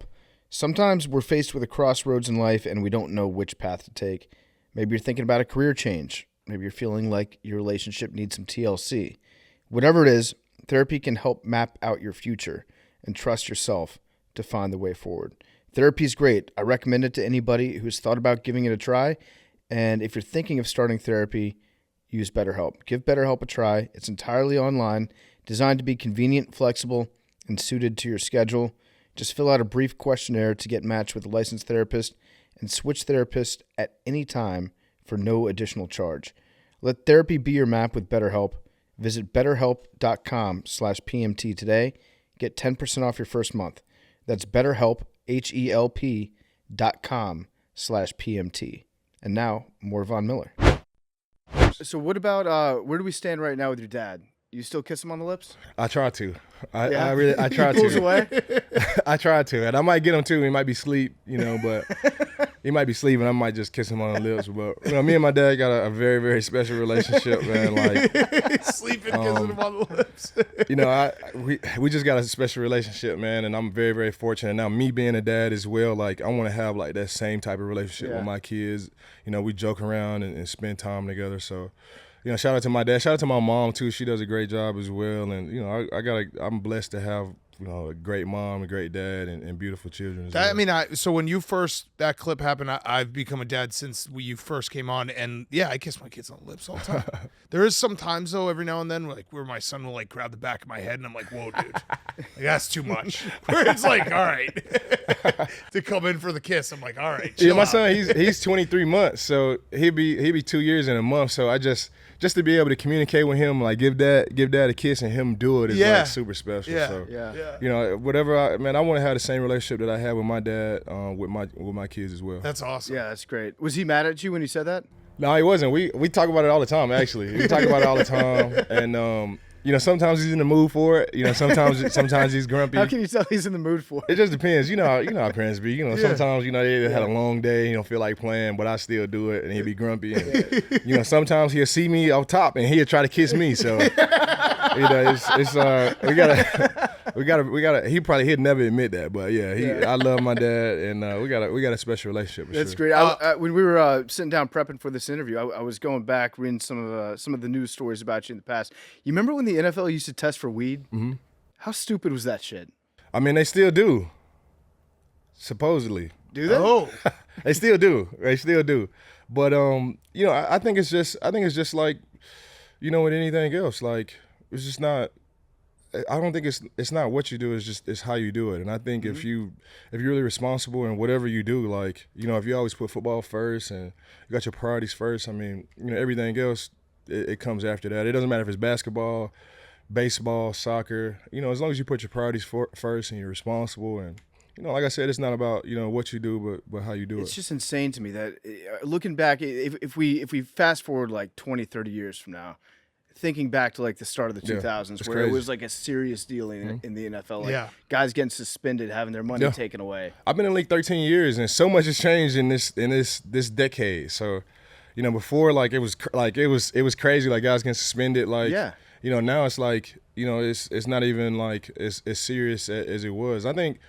The more knowledge that they have around it, and the more education that we get, like, and just the perception of it, as time passes on, like, things have changed. But, like I said, this is a multi-billion-dollar organization. Like, you don't want to be promoting like, stuff like that. But at the same time, once you have like education and once you really like get to the bottom of it, it's not as serious as it used to be. 20 years from now, like when my son get ready to come in the league, that we might not even be like testing for it. Mandatory smoke sessions. Yeah. Are you still doing the Halloween party? No, here at Buffalo, yeah. It's Josh Allen's now. Okay, so. he's got the Halloween party. So that's probably good that's off It your... is. It is. You don't it have is. to deal with it anymore. Yeah. Man, that Halloween party was crazy, man. Especially like leaving, like my last Halloween party that I threw in Denver, like the type of the shit that we went through, like that Halloween party is crazy. From guys going to jail. Well, like, we had Chad Kelly on the show. He's a friend of ours. Yeah. He explained the whole situation. We now completely, defend him. He was like flying back and forth cross country. Yeah. He had a girl come in. So it was just it was a perfect storm for him. Yeah, I hate that. I hated that happened because it's all fun. Like it was all supposed to be fun. Like just think about it. Halloween teammates. Like, private party. Invite all the sports in Denver: basketball, soccer. Everybody there. It was meant to be a great time. We had so many different ways to secure the venue. It was meant to be a great time. I hate that happened to Chad for sure. Have you talked to Jim Kelly about it at all? No, I haven't. I've seen Jim. That'd be funny if he was like, hey. No, I seen Jim a couple of times, but I steer away from that for sure. Chad's crushing it though. He's killing it in Canadian football. He's right across the border. Yeah. You should invite him to the Halloween party this year. Yeah. I gotta ask Josh, man. Yeah, we'll talk to Josh about that. That is Josh. That is Josh's deal. He had a Halloween party last year, and it was great. I mean, it's not like it's Josh Allen throwing a party and Von Miller throwing a party. Like you can still have fun. It's just in different ways. It's different. Yeah. It's still fun. Like that's the nicest way to say that your parties are way more lit. It's still fun. It's just different. This is a different kind of I would rather go to the Von Miller Halloween party. I'll they're both fun. I mean, Josh Allen, Josh Allen is one of the guys. Like he's not like other quarterbacks. Like he could hang out with the defensive lineman and the offensive lineman all day and the receivers. Like he'd running around like nut checking guys and like playing pranks and he's a great golfer. Like he's one of the boys. Yeah, what's the etiquette on that? Because me and Big Cat had a thing. We used to hit each other in the nuts for like the first year and a half of the podcast. It got taken a little bit too far. There was a hard nut shot involved, so we agreed to a truce. That still happens though in the NFL. Guys just go around. So I've been on a couple of teams in Denver. Like everybody knew me there. Like so, it's a little bit different. Once you gotta know it, you gotta really know a guy. Yeah. How long when you get into town? Like you show up in LA, right? How long till you hit the first nut shot? I didn't do it at all. I was only there for half a season. Like it was all like winning Super Bowls and like of course I let my personality, show them my personality, but every day, especially you got Aaron Donald, like you don't want to walk up and nut check Aaron Donald, like that'd be crazy. Yeah. What about here? You not checking anybody? No, I mean it's still like I'm 13 years in the league too now. Like I'm 34 years old, like so it's just a different perspective. And I think really leaving Denver, it kind of like helped me like grow like on my own. Because in Denver, I will always be looked at as Von Miller. I was a rookie there. Yeah. I grew up there. I had my first kid there. Like it's only so much that you can do to really break out of that perception. And then you go from Denver, from just being Von, to like L.A. Von Miller, like help us win a Super Bowl, and then we win a Super Bowl, and you come here with the Buffalo Bills, and it's all about winning Super Bowls as well. So they're gonna I let my hair down, and you can ask Jay, like I joke and I'll fuck around, but like. It's really like I'm the oldest guy on the team too. Yeah, I'm the oldest guy. Yeah. Like I'm the oldest guy on the team. Like that makes it's gotta be a little weird feeling. Yeah. It's crazy. Like I'm 34 years old. I'm the oldest guy on the team. So it's just I'd still joke around and fuck around with the guys, but like it's just some stuff that I do, some stuff that I don't. Yeah. How many more years you got on your deal? 5. So you could play till you're 39. Yeah, I could play till I'm 39. Yeah, in my mind, like. If I leave the Buffalo Bills, I'm done. Like, if Bean trade me, like I'm done. Like wherever I get to, I'm done. Like I'm wrapping them up. Like this is my last stop. Like this, I love this place. I love Rochester. I love Buffalo. I love my teammates. They're gonna build a statue of you guys if you win the Super Bowl. We're gonna win it. We're gonna win it. Yeah. I love the way that the infrastructure of this team. Coach McDermott, like Brandon Bean, our position coach, Coach Washington. He's the best defensive line coach that I've ever had, and he focuses on really teaching the man, and then the player learn. So you have like a mentor in there, and we still fuck around and joke in there, but he gets serious as well. He's got a military background as well. He commands respect from his guys, and he wants to see everybody win. So I just have a really, really special environment here, and I want to stay here and play as long as possible. I got 3 more years guaranteed on my deal, 5 more years on the contract. Like, we win 2 or 3 Super Bowls, like then I'll be done. That's a good deal that you signed. Yeah, you signed a good contract. So you mentioned the people of Buffalo. How much? So the story goes that when you got here last year, you didn't like the toilet paper, and then Bill's Mafia sent you. How much toilet paper did they actually send you? Man, they went crazy. It was like boxes. If I'm thinking about rows, it's probably like 400 rows. Jesus Christ, that's and then wipes too. Then they were sending wipes too. They sent like vegan wipes, and then they sent like specialty wipes that I never even heard of. Like you hear like dude wipes and all that stuff too, but they had like all type of like special wipes come, and it was great. But this year coming in, like I think I was just kind of shell shocked last year too, because I was coming from LA, like Calabasas. I was looking at a house like next to Kylie Jenner and down the street from Lil Wayne and those guys, and then I'm in Buffalo and I live next to Coach McDermott. So it's just culture shock. It just took me a second, and me and Jordan, we signed on the same day, and he had went he started his career here, went to Arizona, and then he came back here, and I was like, Jordan, like, hey, why like Buffalo? He's like, bro, you're gonna love it here, and it took me a second, but like it just eats at you, man. And I fucking love this place, man. Yeah, for sure. Yeah, it is one of the best cities in the country. Yeah. I love it here. If you really love playing football, right? Yeah. Say if you love playing football, you're all about football. You want to win a Super Bowl, like all the other the stars and the glittery stuff, it really don't matter. Like I've been playing football my whole entire life. Like I want to win another Super Bowl. This gives me the best chance to do it with Josh Allen, our defense. Not only that, the infrastructure that we have, as long as Brandon Bean is a GM and Coach McDermott is a coach, and we got Josh Allen, we're gonna be able to have a competitive product each and every year. Yeah. So you like the cold weather? I I have a special relationship with the cold weather. I don't think anybody likes the cold weather, but I like the advantage that it gives for me. I'm rushing the passer. I'm not I'm not throwing the ball, catching the ball, none of that. Like, I'm wrapping my fingers up and I'm going out there, and nobody wants to come to Buffalo. Like, we don't have like the nice hotels for teams when they come here. Like, you're staying in like, a La Quinta. you're staying in like, you're not staying in a 5-star, Four Seasons, like, the Ritz-Carlton type of hotel here. Like, people don't want to come to Buffalo. It's cold. Our defense is here. You got Jordan Phillips, cracking guys' skulls, and I'm jumping the snap count, and we got Jordan Poirier and Micah Hyde. Nobody wants to come here and play. That's why I really enjoy the cold, because it gives me an extra advantage. When you see a lineman and they're wearing sleeves, are you like, pussy? Does that give you an edge? No, I mean, I wear sleeves. I wear sleeves. But you're allowed to. You're allowed to as a you play defensive defense. end. No, not really, man. Because in this league, man, I really try to not. I try not to pass like judgment. When I see a lineman in Jordan cleats, though, like, yeah, I do. Like, that's just one thing. It's too like, flashy. Too much. It's just like, what are you doing? Yeah. you're supposed to be a hard nosed, like, tough ass like lineman, and you got like Jordan cleats that are supposed to be like size 10 or size 11, and you got a size 16 long ass Jordan cleat. You know what I'm saying? Like, they do look goofy online. So I don't really like. I don't like passing stereotypes on guys, man, because it's ballers in Jordan cleats as well now. Yeah, but that's a wide receiver cleat. I mean, not even wide receivers. I don't know. When I see offensive linemen, it's just like, bro, what are you doing? Yeah, man? those. Yeah, you're supposed to be like a tough, like, barbarian, you and you're out here in Jordans. Yeah, you know what I'm saying? All right. Well, I have one last question. It's a Roback question. RHOBACK.com.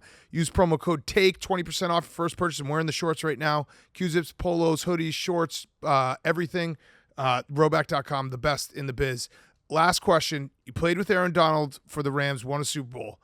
Were there any moments where you rushed the passer and you're like, where is everyone? And then you realize they were all just trying to block Aaron Donald? Like, were there moments where you're like, my job is significantly easier because everyone just cares about him? To be honest, that was one of the toughest situations too, like, to leave Aaron Donald. Like, fuck what if we gonna win games or not, or like if we're gonna have, like, just by playing with Aaron Donald and Leonard Floyd is over here with us now, but just by playing with Aaron Donald, Leonard Floyd, Greg Gaines, like, it was, if we could have had that for a couple of more years, like, I knew I could have racked up sacks. Yeah. They're going to slide and double and triple team Aaron Donald. So I just go away from Aaron Donald, me and Greg Gaines, and we're going to get the 2-on-2 each and every time. Yeah. So, Aaron Donald is a great player, man. And that was one of the, that was one of the toughest situations. I got great players here, and I think that was just meant for me. All the things that I learned from Aaron Donald, being around Aaron Donald, I tell that to Ed Oliver, and I tell that to, Greg Rousseau and Jordan Phillips, and I tell them all the things that made him great. And, iron sharpens iron, and if we could just get a taste of that, nobody could ever be like Aaron Donald, but if they could just get a taste of that and be like that in any way, man, we'd be good. Yeah. Mm-hmm. Yeah. Love it. Especially Ed Oliver, man, like, he's super special, and once he really like taps into like his Super Saiyan like 10 mode, like, he'll be special as well. I wouldn't say Aaron Donald is his own creature, but Ed Oliver would be able to create his own way just like Aaron Donald. He has all the tools necessary to be great in this league. Yeah, he's a beast. He Yeah, just doesn't have a coat. That clip is funny. Have you ever given him shit for it? No, I talked about it. We talked about it. We talked about it, and he said, the coach had said that he was, him and the coach, they like talked about it like after, and they was it Dana? I don't think Dana no, he wasn't there. I forgot the coach's name, Virginia, but they're on good terms now. They talked about it. It was just like for people who don't know, Ed Oliver was injured and he had a coat on the sideline, and they took his coat away. They're like, this is only for players. He's the best. He's the best player in college football. Yeah, no, it was the craziest clip offense ever. or defense, and they how do you take another man's coat away? The coach said he was tripping though. It was petty. It was the pettiest move I've ever seen. Yeah, I mean, sometimes too, like, that's what I like about this place, like, Coach McDermott and Coach Washington and Brandon Bean, like, they just like get it. It's all about winning. Yeah, and that's one of the special things about LA as well. Like, Coach McVay, he didn't care about anything but winning. Like, and he didn't care about how you got there, whatever you did to prepare. As long as he cared about the product on the field. And these guys are the same way, man. So he cared about his beard a little. You don't want a coach to get in the way. You don't want a coach to get in the way. McVay definitely cares about his beard. He's always shirtless. That. Yeah. He likes his thirst traps. He does a little. He sees the barber a little too often. You talking about Coach McVay? Yeah. Yeah, He Coach- actually came up to us in Indy one year. He's like, why are you guys giving me shit about my beard all the time? Yeah. Like, well, now that we know this bothers you, we're going to do it more. Coach McVay, he's cool, man. And Yeah, he's the best. He's. I mean, all these, man. You got to be a special guy to command respect out of all of these barbarians that's on these football teams, man. It's not an easy job. You know, shout out to the Rams and the Denver Broncos and, you know, the Buffalo Bills as well, man. I've been blessed to play in 3 great franchises for sure. Yeah. Real love quick, we talked a little bit about Ed and his horse. Another Denver guy just won a championship in the NBA who's obsessed with horses. Jokic. You know He's Jokic? obsessed with- I didn't know that. Yeah, Yeah, he's oh, obsessed he's with obsessed. racing horses. Does he won a- ride them or does he just breed them? He used to ride them, but then he He's too became big. too Yeah. big. So he's 7 foot. Yeah. he was doing the chariot, He's a the chariot race. He won a poor horse horses. racing championship back home, and he looked happier than he did when he won the NBA title Yeah. finals. Oh, that's crazy. I didn't know that, man. But Jokic, he's a great dude, man. I've talked to him after games, and we swapped jerseys and stuff. And you know, congratulations to the Denver Nuggets as well, because they've been at the brink of it for a very long I time. know. And I've been in Denver. I was in Denver, and I got to Denver in 2011. So I saw like the progression. You know, Yeah. I saw like the progression, and the teams get better and better. And you know, Jamal Murray had been injured, and now he was healthy, and we had been close for a long time. So it's cool to see those guys win Yeah. a championship Yeah. for sure. Yeah. Well, Vaughn, we love having you on, man. Thank you. You're Good one of our luck. favorite guests, so good luck Appreciate this year. you We're guys. rooting for you and Josh in the city of Buffalo. Yes, sir. Thank you, Gig'em. I appreciate you guys. There you go. Oh, there it is. The Colt comes back in. That interview was brought to you by Coors Light. Everyone thinks about the day they'll eventually get to retire and enjoy all the freedom that comes with it, but who says that we have to wait decades before we get to kick back and chill out? I had a couple crispy Coors Lights yesterday. The mountains were so blue. It's the beer that's made to chill. It pairs well with a retired state of mind. The mountains on the bottles and cans even turn blue when your beer is cold, so you know when it's time to grab another Coors Light. The mountains are bluer this summer. They're so icy, so crispy, so delicious. The best summer beer of all time is a Coors Light. It's perfect for all your summer plans or lack thereof. No judgment here. This summer, chill like you're retired with Coors Light. Get Coors Light delivered straight to your door with Drizly or Instacart by going to CoorsLight.com/take. Celebrate responsibly. Coors Brewing Company, Golden, Colorado. This Mount Rushmore is brought to you by the Barstool Sportsbook. I've got the Barstool Sportsbook on my phone. We were betting on the fights last night. We're betting on baseball, betting on the Women's World Cup. Football's back. We got preseason football this week. Download the Barstool Sportsbook. If you don't have it, terms apply. Must be 21 or over. Gambling problem? Call 1-800-GAMBLER. Okay, Mount Rushmore time. It is now Hank and Max have 18 points. Jake and Billy have 18 points, and PFT and I have 17. We're in last. I want to put my hand up. I messed up. Me too. I fucked up big time. Well, obviously, we have the point deduction from earlier this season when I retweeted the poll accidentally. My thumb slipped and Hank narked on me. Excuse me, Jake narked on me to Hank. That was a mistake. So we're down by 1 point. It's going to be neck and neck going down the stretch. Yeah. And what was the hand up? Oh, just for that. Well, hand up also because I tweeted out the video of Max talking about titty fucking because it was a very funny video. And then everyone agreed with me online. Not everyone. Not everyone. I Not mean, everyone. Titty fucking You guys were rocks. Not upset everyone. to see the amount Not of people everyone. that agreed with me. Not everyone. I had faith. Not everyone. I had so much faith in my guy. That's how you Oh, just let your really? boy You had a cook. lot of faith? Yeah, I let him pick. Yeah. You said afterwards, you're like, that's the worst pick. It made me laugh, and he was Did- right. I have no problem admitting that I was wrong and he was right. And that's why I let him cook when I have to. LeBron won us that draft. Titties fucking Fucking A titties. won us. What was the worst conversation you had afterwards, Max, about the titty I fucking? don't even. My mother was not happy.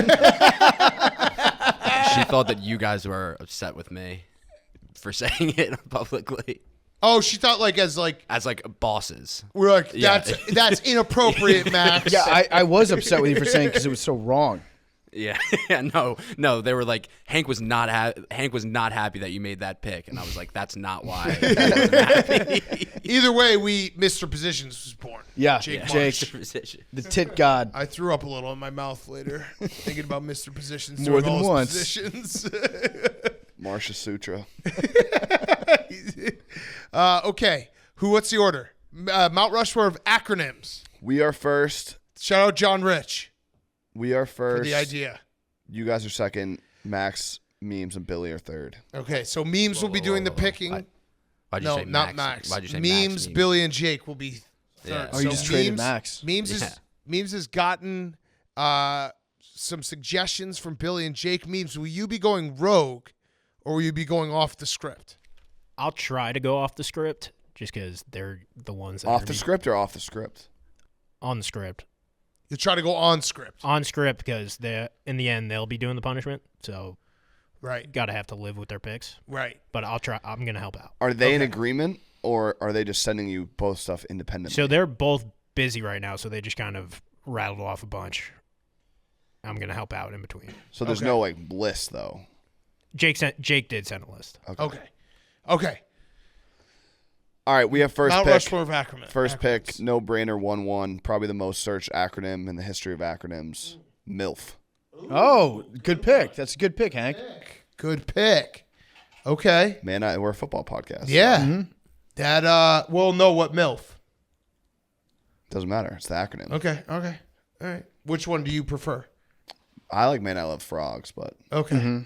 Okay. PFT, our board's wide open now. It is. You want to go 1-1? Yeah. Yeah, let's go 1-1.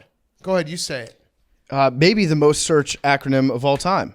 NSFW. Yes. Not and safe for also work. great when you know you're about to click on it. MILF is Bad boy when you click on it. infinitely more. Is there an NSFW on tab on Pornhub? Yeah. Yeah. Google. It's the entire website. No. Google says, "Do you want to get real with this shit?" And you're like, "Yeah, I do." Actually, There's nothing better than seeing the NSFW and then clicking it and being, who has there ever been anyone who has not clicked NSFW? It's basically saying a giant red button that says, click this, it's going to rule. Yeah. It's either going to be someone dying, someone getting fucked, some like weird injury.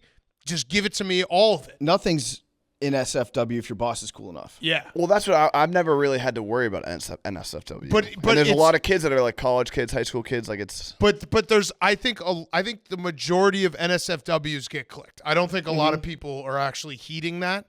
I think it's just a blinking light of, hey, you should actually click this. We should put NSFW on all our videos that we put out on Twitter. Right. And people watch way more of them. Yeah, that's facts. Okay. We're gonna go with R11. It's going to be NFL. Okay. Good pick. Okay. And then the Good second pick. pick, FBI. Oh, that's Billy. Is that Billy? Yeah, that was Billy. Well, Billy probably hates the FBI. Why would FBI be a good acronym? Just going off the list. Just the cops. Yeah, female Literally body the feds. inspector. Okay. All right. Well, we have our number 2. Then we'll take as well. Let's do it. We'll come back around and we'll go with USA. I'm surprised Billy didn't take that one. USA. USA. USA. I mean, rules. Does it not? I love America, so I'm Yeah. not gonna denigrate that pick. Okay. Anyone else have a problem with USA? That's a good pick. Thank you. Thank you. USA. There are two wolves Nothing inside better- of you. One reacts to Bin Laden's death with that. The other is Rashard Mendenhall. There's nothing better than a random USA chant. It's Like, good. in It the always wild. plays. Yeah. In the wild. What What's do you think, going on Max? here, Do you think we boys? go What's 3? going on here, boys? Back to the numbers? Yeah. I don't know about 3. Nah, I like 3. Fuck it. Fuck it. YOLO. Okay. good pick. You only live we had once. it. We had that motto. We had it. Great song, great phrase. It is kind of overused, but also it's one of those things where it is a little bit goofy to say, but there's also times where you're like, you know what? Fuck it. YOLO. Like, Yeah. Let's YOLO it. Yeah. Yeah. YOLO had a moment. I feel like YOLO's kind of dipped down. It was such a Full po- Send it was- took over for YOLO. It was Yeah. such a popular phrase that it kind of got oversaturated and exposed, but it was popular for a reason. It's a because victim great of its own phrase. success. Yeah. And, Drake's song. I think we have another one here, right? Yeah. I think we should go with the one that I responded. Like my first reply to your initial All right, list. go for it. GOAT. Okay. You want to say anything? I mean, LeBron. it's literally the GOAT. It's the greatest of all time of acronyms. It is? It's I the mean- greatest. So why didn't you pick it first? Greatest of all acronyms. Yeah. Times. GOAT. Should have picked it 1-1. You could have. It would have been a good pick. It's good value. That means it's just good value. Yeah. Okay. PFT. We got a lot here. Yeah, I like number 12. Oh, yeah. Let's do it. You wanna Fuck do it. 12? Let's get bonked. Pog. Pog. Fat ass white girl. Fat ass white girl. Yeah, let's go. It's a great nick. It's a It great is. acronym. That was gonna be our next pick. Yeah, it's a great fucking acronym. It's an acronym that when you say it out loud, it like makes the sound that you see the butt making. Yes. It's like I knew what a pog was before I knew what it stood for. Yes. Pogs all day, every day. We're so old, we know what real pogs were. Yeah. Fucking Milk caps, baby. yeah, just pogging it up. What a dumb game. Mr. Positions actually texted us and said he was like, I had to look that one up. Of course he did. I want to see what he clicked on He's when, like, he, "What?" when he But- Googled pog. He probably was like, wait, shouldn't it be FAWG? He was like, I didn't know what it was, but I'll trust you guys. Let's try to get him to say that word later. Our next pick, OTPHJ. Okay. Over the hand. Over the Pants pants hand job. Yep. And Okay. That's a good pick. Mr. Positions strikes again. and then for our last one, we'll go with TGIF. Okay. Oh, Good okay. pick. Good pick. Good pick. Okay. We Whew. can go 14. Yeah. We just want to stay horny. 14 or 6. Oh man. Let's just do 14. Yeah, let's do 14. Let's go. We'll just go with an old fashioned BJ. Max loves that one. You want a BJ? You Love think that's overrated BJs. too, Max? No comment. You love BJs. No comment. You're a BJ guy. You love BJs. No If you're not a comment. titty fuck guy, that means where are you gonna put it? Yeah, that's running the ball. That's running the football right there. Running the ball. There's only a couple other places you can put it. Yeah. You Did BJ you- guy? Did you notice in the last one of overrated things when Max took titty fucking, Billy kept trying to say, "Yeah, but you can also get a blowjob while you're doing it." He was just trying to like make sure everybody knew that he had a long dick. I mean, he fucks books. Yeah. Do you ever? It is funny every now and then coming across like that one guy who's like, I don't even like blowjobs. Okay. Yeah. What's good. wrong with you? More for me. Yeah. Oh, blowjobs? I can't even come. Okay, Okay, that's good. your problem, dude. You're just asexual, yeah. Yeah. It's not even like, yeah. Yeah. What was God fun thinking? Fun for all the families. But do you know that what I'm talking about? There are just random dudes who say that. And you're just like, what's wrong with you, Tommy man? Smokes. Tommy Smokes doesn't like BJs? Yeah, I believe so. You know what though? Oh, no. You can't say that Don't without tweet knowing. Tommy pretty- Smokes I'm being pretty- like, you why can't say don't that you like without knowing for BJs, sure. I'm bro? pretty- Call him. No, We should that- call him. no, We should that- call him. that- We should call him. That's like a Call him. 14-dimensional chess move where you say that to a girl and you're like, "I don't even like him. I can't nut," and the girl's like, "Oh, I'll show you. I'm going to call I'll him. prove you wrong." That rumor can't be If this is started true, with this this is much. Like I said it like it's something made me think that. I didn't This just is make it going up. to be tough. If he doesn't pick up, then he definitively does not like BJs. Oh, hey, Tommy. We're taping PMT right now. We're doing the Mt Rushmore of acronyms.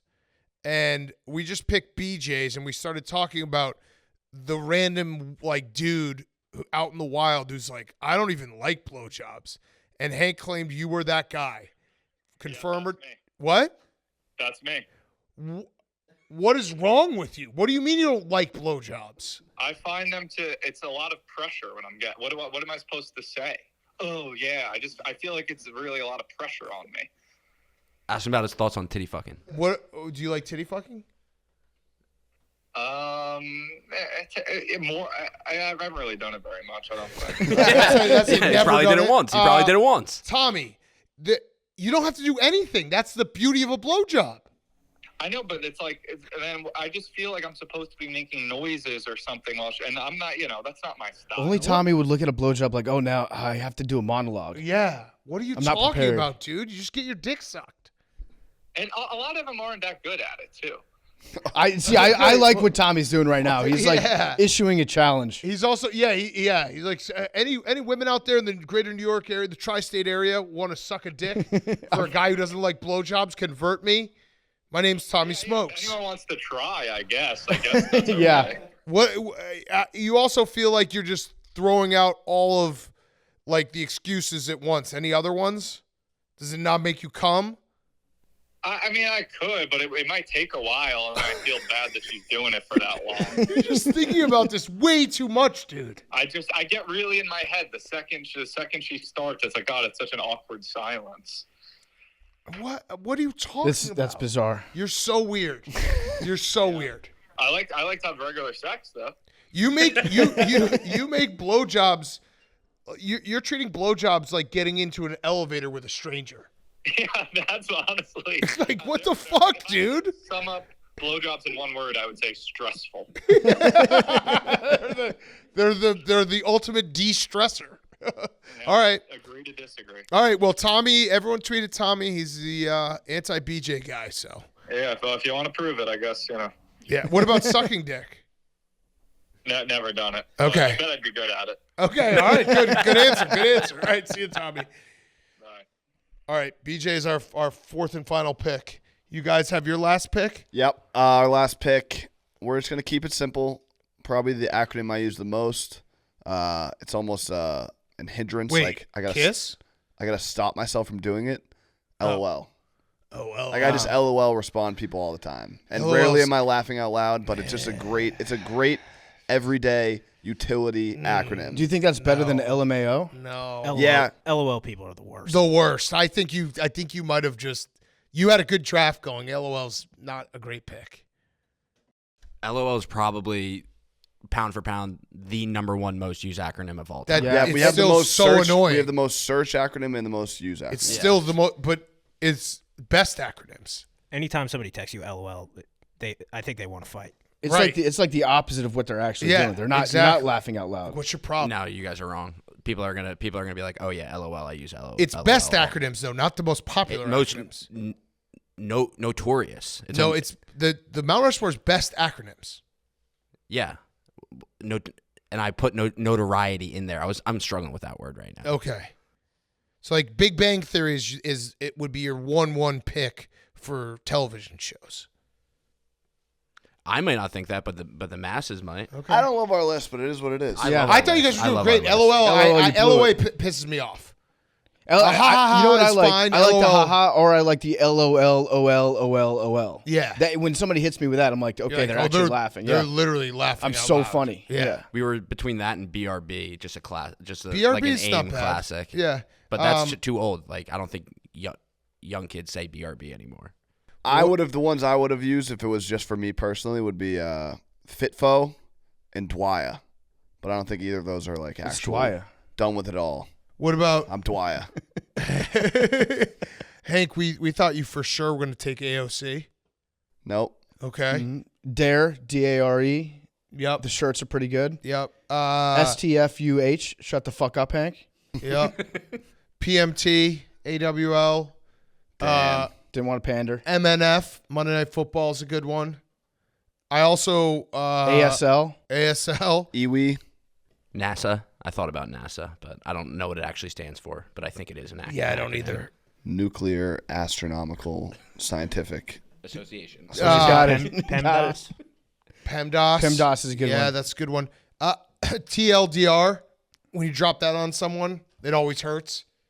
Just like Everything's fuck. TLDR. In fact, TLDR got TLDR'd by the meme where it's like, I ain't reading all that. Yeah. But congrats, or sorry that happened to you. One that a personal one that I've always loved. I just love RBIs, ribbies. Mm-hmm. It's just a fun one. HRs. HRs are fun. Yeah. Yeah. What else? Any others? It's a good list. Great That was a list. good Mount Rushmore. Good show, boys. So we do have Matt Olson on Wednesday. Great interview with Matt Olson for all the seam heads out there. Latest Friday interview we've ever done. That's a fact. Good for us. We were grinding. Yeah. We're not looking for a shout out, but Post Grit Week too. Post Grit Week, Friday night. Shout out Matt Olson for coming on a Friday night too. All right. Should we do numbers? Sure. Random. 8. 17. 69. 20. Shane has 10. 10. Yeah. Shane and Memes, you ever gotten this?